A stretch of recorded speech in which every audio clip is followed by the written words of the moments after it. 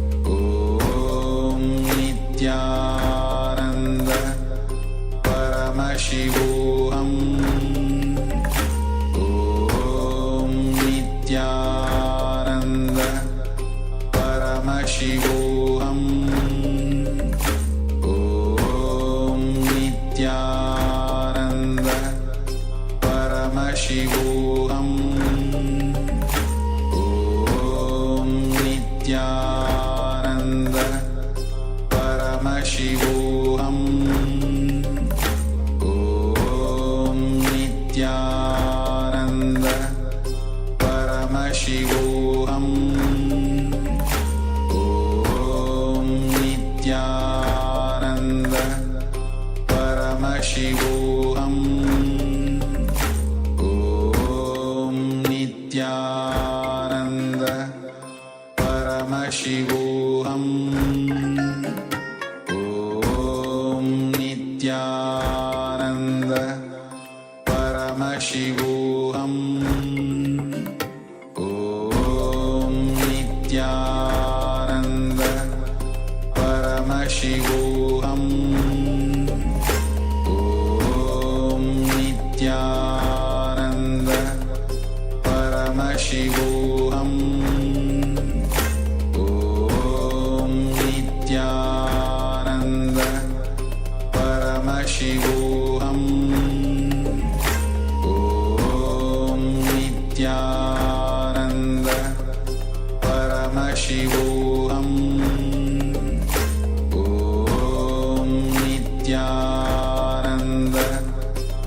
Paramashivoham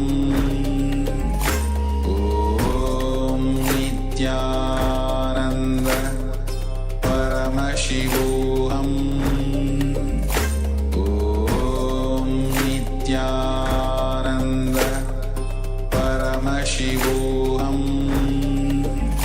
Om Nityananda Paramashivoham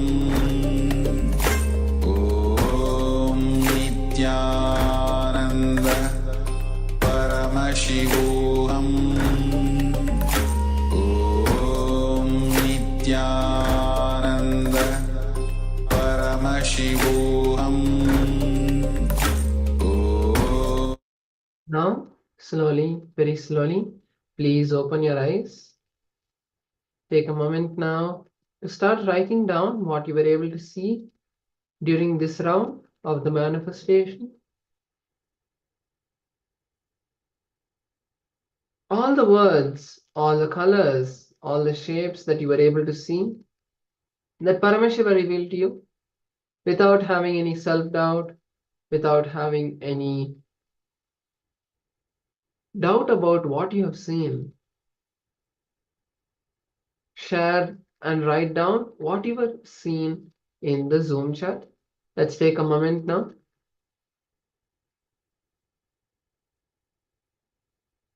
So this is the image that all of us were seeing. You can see that, and one of the participants have seen that they were able to see white color. Actually, in the background, it does look like there is a lot of white color, and the deity is Nataraja. So also the participant was able to see some yellow color, and the yellow color is there in the side of the image, and that is also beautiful. You have manifested the power. Now let's move into the round 2. Please close your eyes once again.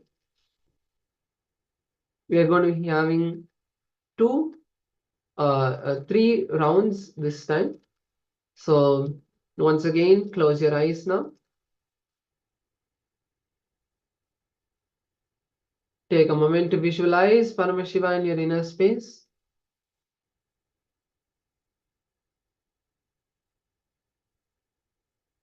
Now, start chanting the Mahavakya. Om Nityananda Paramashivoham intensely. Connect with Paramashiva. Request Swamiji to reveal everything that is being projected. Let's begin. Nityananda Paramashivoham Om Nityananda Paramashivoham Om Nityananda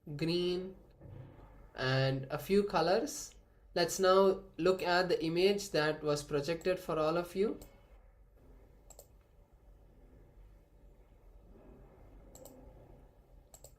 So it's the beautiful image of a depiction from the Mahabharata, where Bhagavan Shri Krishna and Arjuna are sitting in the chariot. So actually what the participant was able to see, all the green color, that's beautiful. You have manifested the power. So with this, we come to the end of this power manifestation. And now let's move into the next session. The next session, we are going to be learning about completion with the past. So we have so many incompletions, we have so many fears about our past. We have so many regrets that we have from our past. All of us feel that, what if I could go back in time and change this mistake that I made? But you don't need to go back in time, because now, from this moment, you can complete with that situation. Maybe that mark will still be there, but you can not drop the load, drop the thorn which got poked into you when that incident happened. That pain from that incident, you can drop it even today and experience completion with your past as if it was a story that happened. So let's learn these powerful truths from Swamiji in this session. Yes. So Swamiji said that some people decide against life, seeing the suffering in life, and by becoming powerless to face the life, they decide against life. And this is one of the situations how we create that we in our own life, we go through various situations, incidents in our life, and there are different ways we go on reacting to it. But there are many incidents that happen in our life where we literally feel powerless. We do not know what to do, how to react, how to confront the life that is happening. And many times we decide to go powerless about it, and powerlessly we react to it, and ultimately ending into a way where we become life, we take decisions which is against life negative decisions. Like we have gone through the various examples, and one of the story that Swamiji shares again and again, taking the example of a girl who stood up in the class to tell the answer to one of the question, and she was wrong for that question. Whole class start laughing, and in that situation, which she is not able to face, she come to some life negative decisions where she start feeling that people will laugh whenever I make mistake, and for that reason I should not stand up and speak in a crowd because I may make mistake. Rather, she will be like, I will make mistake and people are going to laugh. So this cognition that she carries, it's a life negative because that is not the reality about the life. That may be her conclusion, and based on that conclusion she will go on manifesting that kind of life. But we all know that this is not the situation with everyone else. So at that time she will naturally feel that I have done something wrong and I should be putting my hand up. I should not be putting my hand up and jumping like this. I should keep quiet in a crowd. And this decision, this conclusion that she reaches after this incident is what is life negative.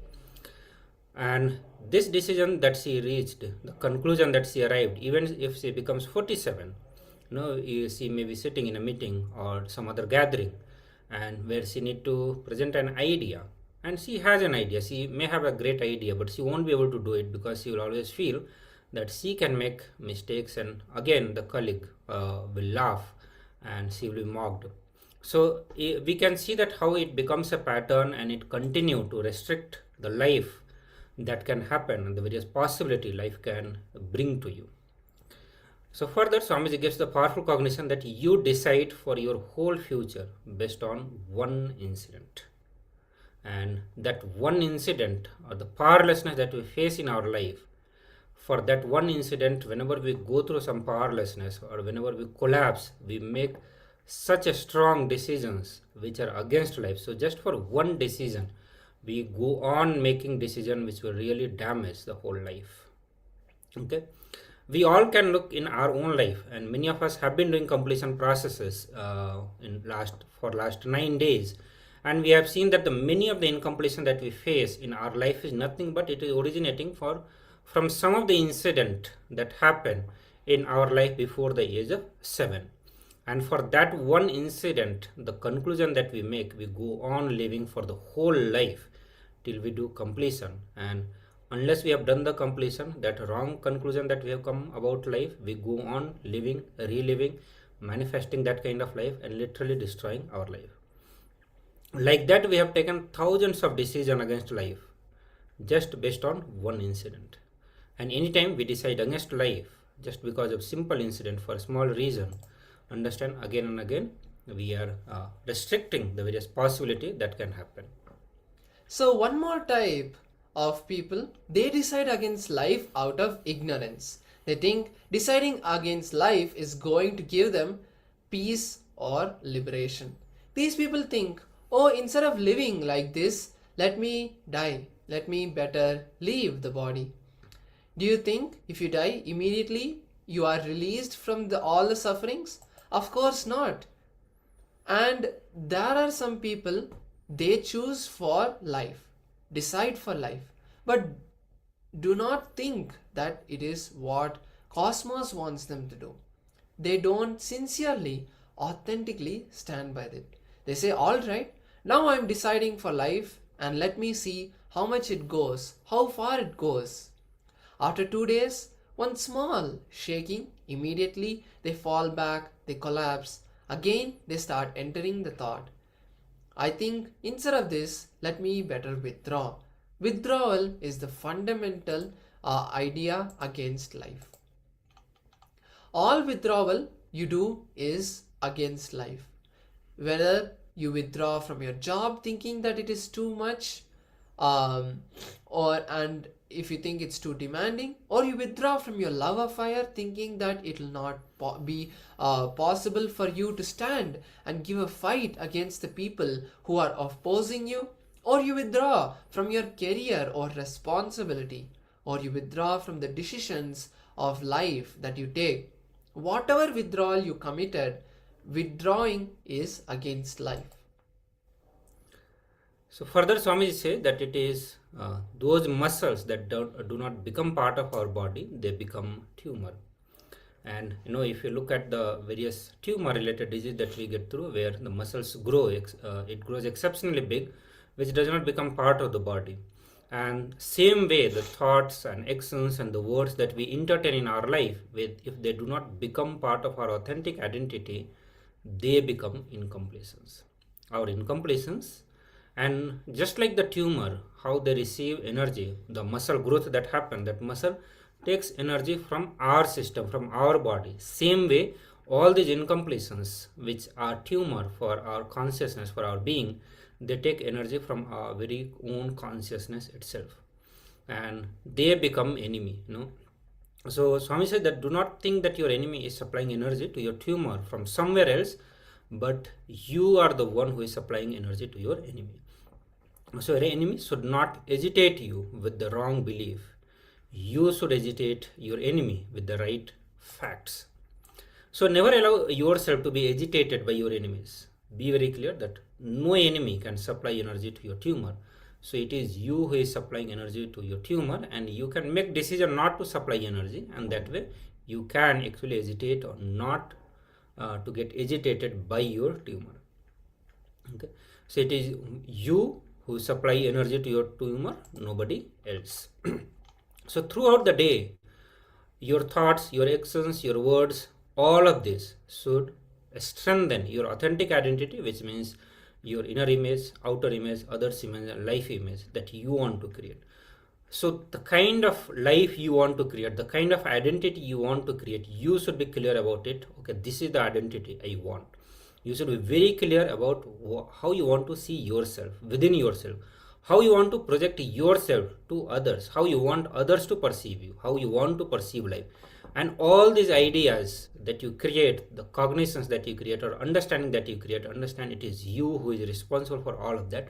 And if you decide that let my thoughts and my actions, all of that strengthen, or let it be aligned so that it strengthen all these images that I want to have.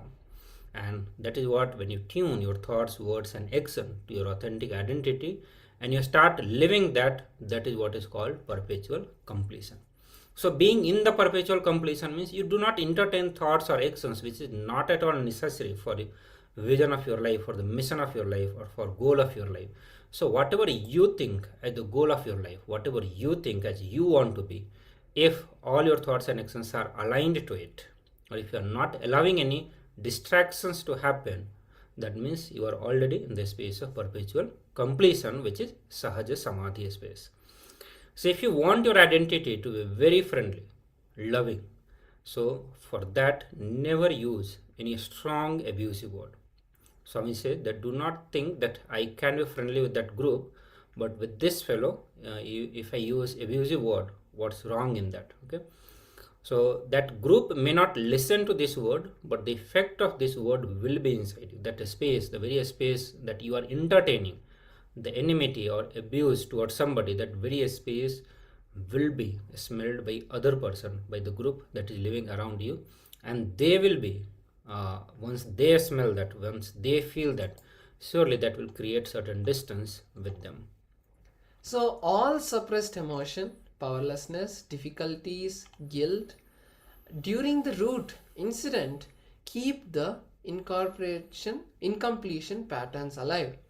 If you relive that root incident, suddenly you will see all that pain, suffocation. You go through everything once more, but this time completely you will allow the incompletion to leave your nervous system. You will allow that to melt down, because every time we go through an incompletion, we do not express it fully. As Swamiji says, that if we express any action fully, that removes all the karma, and we can even experience enlightenment at that time. So even if we are very angry, you think that I have never got this angry, but it is not the complete expression of that emotion. Some of it is still pushed under the carpet and kept, and you think that later I will take care of this, later I will take care of this person, later I will bring completion with this person. You keep pushing everything under the carpet, but at one point that carpet is so high that it is a mountain that you trip over it. So when you do that completion, cleaning the entire system, at that time you will see that everything melts down from your system. You experience that space of completion. As completion is not reconciliation, it is not remembering, it is reliving. How many ever times you try to reconcile, you will never be able to forgive yourself or the people in your life for what has happened. Understanding that yes, what happened is part of life, but it is only a part of the past. It is not in the current. It is not affecting you in the current moment. Understanding that and moving forward is reliving that incident and completing. So don't even forgive. Learn how to forget. Completion allows you to forget. When you forget people, their karma will come back to them. If you are holding on to the hatred, the grudge, the fear, unable to forget those people and what happened, you are only going to suffer. It's like you drink poison and you expect your enemy to die. If you forget whoever has attacked you or has tortured you, you will be living in your space, but they will be living in their incompletion, and their karma will come back to them. So let's now understand this completion process that Swamiji is talking about in this session in more deeper detail from Swamiji himself, as he explains the science step by step for us to start practicing it in our life. This one technique can give you whatever you want and lead you to the space of not wanting anything. Enlightenment itself. Please listen.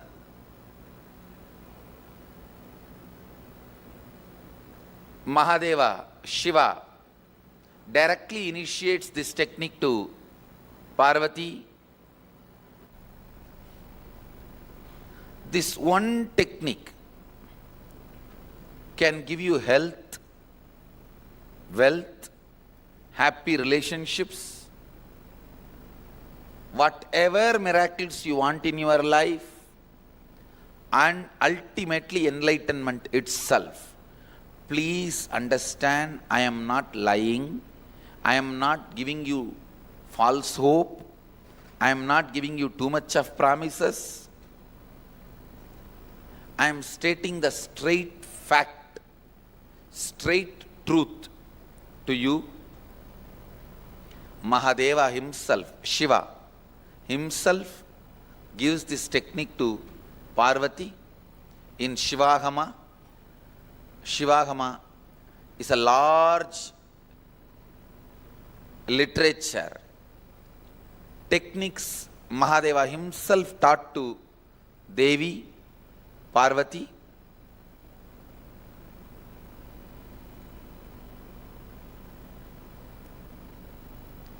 It is Mahadeva's words, but I also experienced it. So I also stand for this technique and the truth revealed in this technique. This is from Shivahama, the portion called Shivajnanopanishad, Vijnana Bhairava Tantra, 94th verse, 22nd technique. Mahadeva is beautifully describing. I'll explain this technique and then give you exact procedure how to do it. Please listen carefully. Chittat yantaha kritir nasti mamantar bhavayet iti vigalpanam abhavena vigalpair uchito bhavet.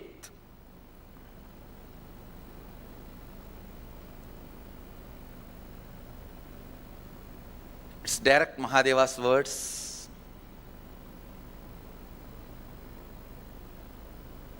I'll read out the translation. Consciously feel within the mind stuff of past memories of incompletion with its activities as mind, intellect and ego are not existing in me. By contemplating this way, in your inner space, disidentify from the past impressions and memories of incompletion. Put your active attention at the space of the past happening. Relive these imagined impressions and memories of incompletion. Then the mind stuff, having fully ceased from its present characteristics of forming thought patterns and cognitions, is complete. Thus you become complete and achieve the original space of complete completion. Now, I'll give you exact method. I've read out the original verse and translation just to tell you it is not my discovery. The technique is from the original Vedic tradition. I am only contributing the permutation combination, means how to do it. Only that is my contribution, but the original knowledge is from Vedic tradition. I'll give you an example of incompletion. For example, actually, this is one of the main example I use because I directly saw one person suffering with this problem. One person, when he was a kid, 7 or 8 year old, was walking in the beach with the father. He saw few fishermen fighting with each other. The fight ended in murder. One fisherman got killed. One person was killed. Naturally, the kid ran away from the scene. When he met me, he was at least 40. He says, even now I can't go to beach.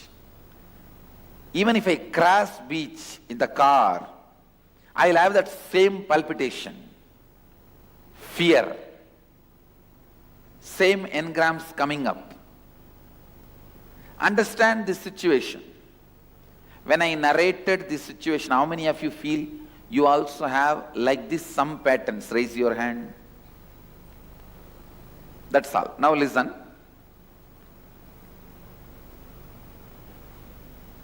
The situation, the incident which happened, the child is walking and he is seeing 3-4 fishermen, few of them fighting with each other. One got murdered. That situation, that is the root incident.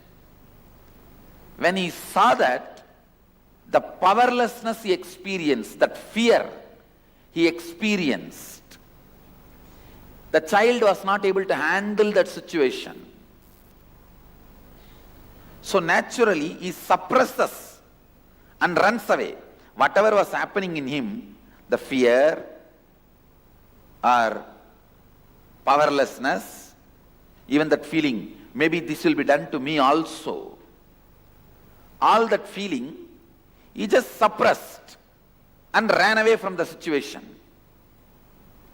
Understand, whenever powerlessness is suppressed, along with that suppression, all the emotions associated in that situation, powerlessness means pain, suffering, fear, so many things, guilt connected to it, that I am not able to do anything in this situation.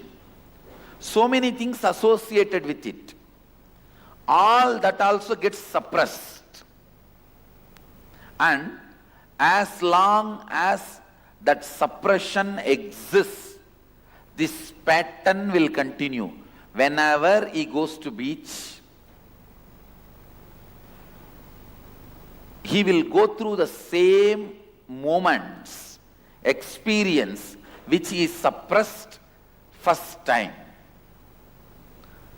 For example, the suppressed powerlessness acts like a ground, and the pattern is a tree. I'll try to draw a tree. I don't know whether it looks like a tree, but imagine it's a tree. The suppressed emotions, powerlessness, fear, anger, inability to help, guilt, resentment, whatever the child would have gone through at that situation at the age of 7, when the incident happened, all that suppression forms like a solid ground for this incompletion pattern, tree to stand. See, this is the suppressed emotions.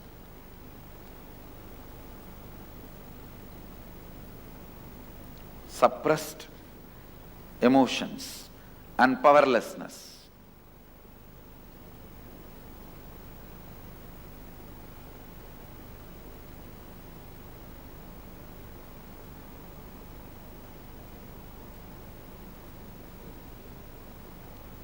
And this tree is the incompletion pattern. Every time it repeats itself. Whenever you go to the beach,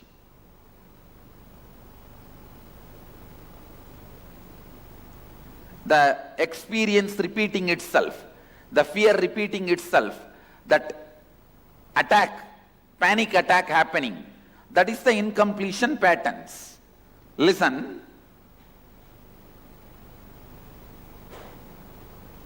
Because of this ground, this tree is standing. If you relive that incident, listen here, later on you can pen down, please listen. If you relive that incident, not remember, there's a big difference between remembering and reliving. Remembering means, now that man, when I met him, he was 40. Being a 40-year-old person and thinking what happened at the age of 7 is remembering. But forgetting you are 40. becoming that 7-year-old, that same intelligence, same space, same mood, same identity. Even the idea about me, I, which you had at that same time. See, that person, to relive, has to become that 7-year-old identity. And if he relives, if you relive, these suppressed emotions, powerlessness will break, it will open up, it will leave your system. Automatically this incompletion pattern tree will not have place for its roots, it will fall off.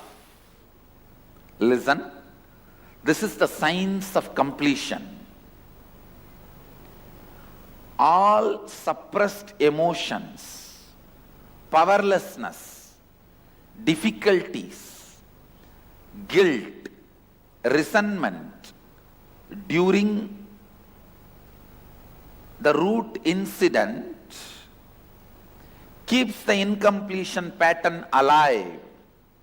If you relive that root incident, not remember.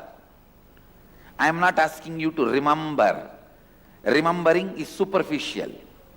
Reliving means forgetting your present age, everything, dump it, go back to that age when that incident happened. Same mind, same energy, same consciousness, same intelligence, same identity. Become that, decide to become that. And start reliving the incident. Suddenly you will see all that pain, suffocation, you go through everything once more, but this time completely. You will allow that to leave your nervous system. You will allow that to melt down through your nervous system. You will allow that to cleanse your nervous system. With this cleansing, with this releasing, the panic attacks regularly you go through, incompletion pattern attack which you go through regularly will not be there. It will just collapse. The incompletion tree, incompletion patterns tree will just collapse because the ground is gone. The tree is not able to have the right ground. When the ground is taken away, naturally the tree collapses. This is the science of reliving. Please understand. Whenever I ask you to relive, don't judge that incident with your present knowledge. No. I am not asking you to reconcile. No. Completion is not reconciliation. It is not remembering. It is reliving. How many ever time you try to reconcile, you will never be able to forgive yourself, some people in your life for what has happened. So reconciling is not what I am asking you to do. Relive, not only you will forgive, you will forget them. I don't even ask you to forgive. Don't forgive. You will simply forget them. You will simply forget them. I tell you, when you are able to forget them, they will have their karma back. Understand? When you are able to forget them, they will have their karma back. I never forgave anybody. And I never cursed anybody. I just know how to forget. They are having their karma back. Understand? So be very clear.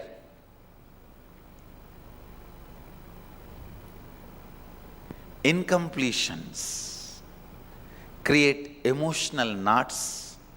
I tell you, if you are holding on to that hatred, grudge, fear, unable to forgive yourself and others, you are only going to suffer. It's like you drink poison and you expect your enemy to die. No, that's foolishness. I never get agitated. I just make them get agitated. I just agitate them and leave it. Forget you will be living in your space. They will only be getting agitated, whoever has attacked you or tortured you. So listen, completion is not reconciliation. Completion is not remembering. Completion is reliving. All of you are clear? Now, you have written so many of your fears and the incidents when the fears started. Pick up one by one the incident. Relive means forget your present age, identity, personality, drop everything. Go back to that same age and that same identity, that same mental setup. As much as you can remember that, become that. And try to relive that incident, how it happened, step by step. Slow motion flashback.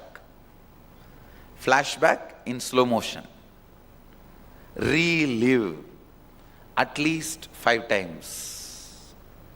Relive at least 5 times. You will see so much of suffocation, pain, resentment, guilt, anger, feeling tortured. Everything will open up. Everything will leave your system.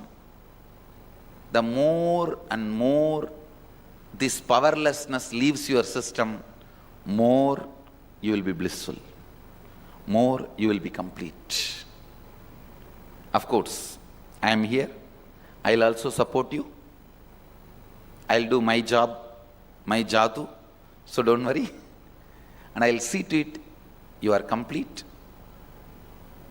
With Mahadeva's grace, as a living representative of his energy, I bless you all.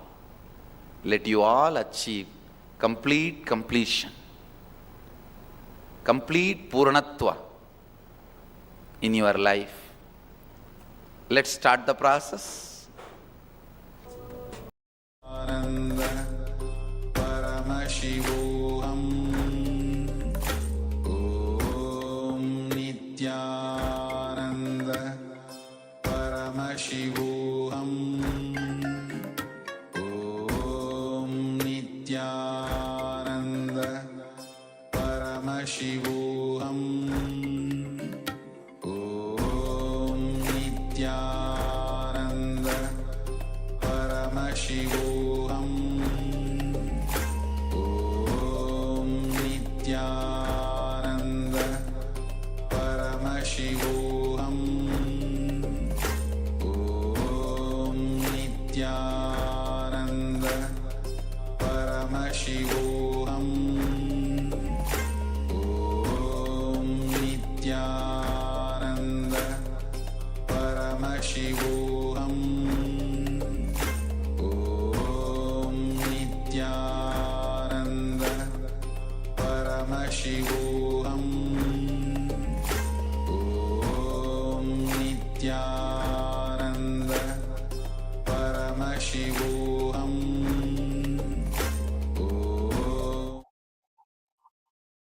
Yes. So with that beautiful satsang where we learned about the completion process, let us now begin with that process. Completion with the past, or also it's known as the samskara dahana kriya. So there are mainly 4 steps for this kriya for us to bring completion with our past patterns. First, we start with remembering, recollecting the earliest memories in our life all the way until today. We may not have time to write down all of the incompletions, so start with the earliest memories. Write down in your remembrance what is the earliest memory. Take at least like 10 minutes, 7 to 10 minutes to recollect that earliest memory when you got powerless. You may have written one down previously in the other completion sessions. So if you remember that that is the earliest memory, write that down again. There's no problem in completing with an incident again and again. It only brings more completion. So once you write down that, when you're writing down, you may suddenly remember another one. Write that as well. Try to go as back as possible. So when you finish writing down, then we move to the next step of the Samskara Dahana Kriya, which is reliving that memory. So look at that memory and yourself and close your eyes. Take a moment to visualize that each memory deeply and clearly relive that incident. Go back to that same time, that same person. Visualize that you are that same person and look at the entire incident and relive that. Then after reliving with yourself, you can relive this with a mirror as if there was another person. So talking to that person, and finally relive it with Swamiji's photo. So let us now begin this completion process. If you have any questions during the process, please feel free to share them and we'll be able to guide you further.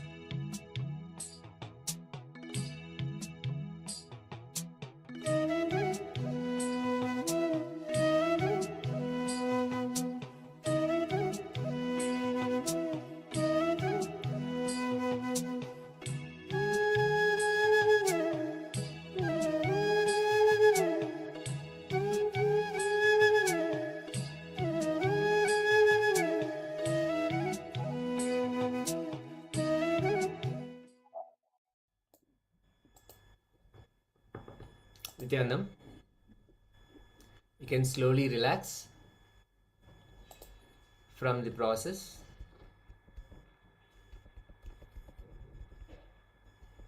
You can open your eyes.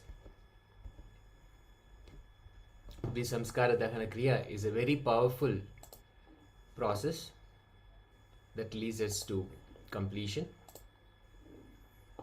After this, so many unconscious patterns get loosened up, and so much of the presence of Paramashiva starts to express from within us. Now let us enter into manifestation of the powers of Paramashiva. Let us enter into the session. In this session, we'll be manifesting the power of Paramashiva. We'll be identifying the object,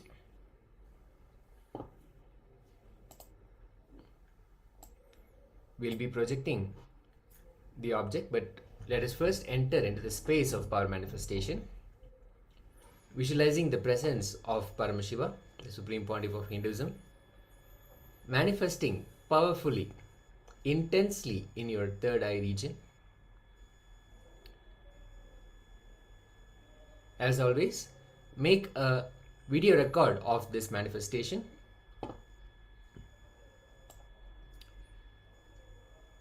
Continuously, again and again, visualize the presence of the Supreme Pontiff of Hinduism, Bhagavan Nityananda Paramashiva, in your third eye region, the region between your eyebrows, manifesting powerfully, enjoying that oneness with Paramashiva, celebrating the happening of Paramashiva in your being.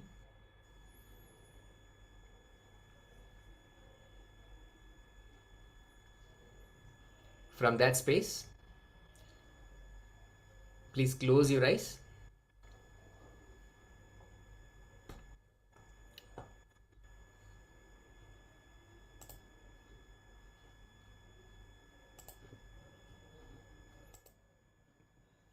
Now, request for the object in the photo that is being projected to be revealed to you, the picture to be revealed to you.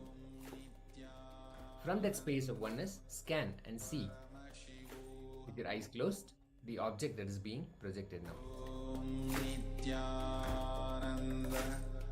Paramashivoham Paramashivoham Om Nityananda Paramashivoham Om Nityananda Paramashivoham Om Nityananda Paramashivoham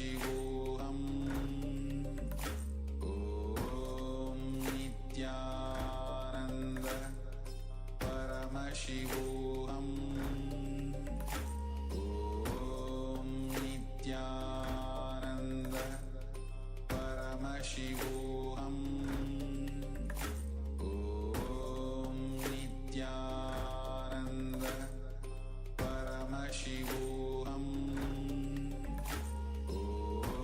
Om Nityananda Paramashivoham Om Nityananda Paramashivoham Om Nityananda Paramashivoham